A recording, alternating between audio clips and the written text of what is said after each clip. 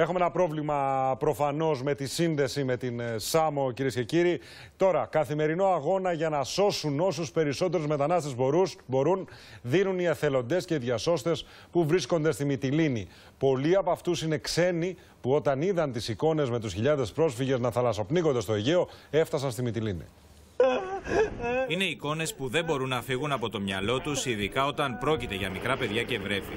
Τα 25 μέλη της ελληνικής ομάδας διάσωσης του παραρτήματος Μυτιλήνης ξεπερνούν καθημερινά τα ανθρώπινα όρια προκειμένου να σωθεί μια ζωή. Σίγουρα οι εικόνες είναι, δεν τις έχεις ξαναδεί σε ελληνικό νησί. Τις εικόνες αυτές συνήθως τις βλέπεις σε χώρες που έχουν πολεμικές σειράξεις. Τα τελευταία ναυάγια της Μυτιλήνης, όπου χάθηκαν δεκάδες πρόσφυγες, για την Αντιγόνη Πιπεράκη ήταν τα πιο δύσκολα περιστατικά στα 15 χρόνια που βρίσκεται στο νησί. Κατεβαίνεις για να βοηθήσεις και ξαφνικά μπορεί να σου βγει η βάρκα με τα 60 άτομα και να πεις «ΟΚ, ήμουν προετοιμασμένος για να την παραλάβω, αλλά αυτό που ζω δεν το χάνεις λίγο εκείνη τη στιγμή». Δηλαδή θα σου έρθει το παιδάκι στο βρέφος και θα είναι και ένα 20χρονο παιδί δίπλα σου.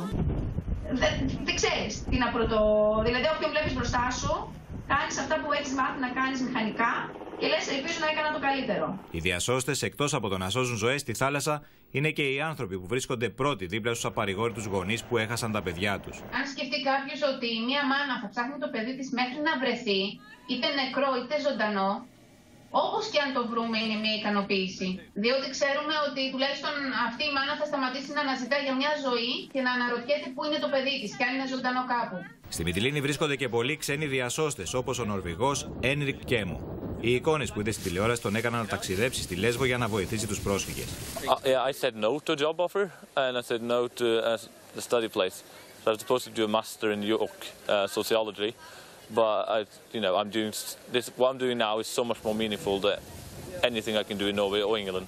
Τους φύγουν το χέρι γιατί είναι ο άνθρωπος που τους έσωσε τη ζωή, που δίνει τις πρώτες βοήθειες όταν βγαίνουν από τα παγωμένα νερά του Αιγαίου. The boat was overloaded, with far too many people there, and it came out and the boat just went down. Really, it cracked and it went down and people went into the water. It was, it's the worst case we've had so far and I've been there for 6 weeks now. Στο νησί επιχειρούν δεκάδες οργανώσεις από όλο τον κόσμο, ενώ την κύρια ευθύνη των διασώσεων έχει η ΕΜΑΚ και το λιμενικό.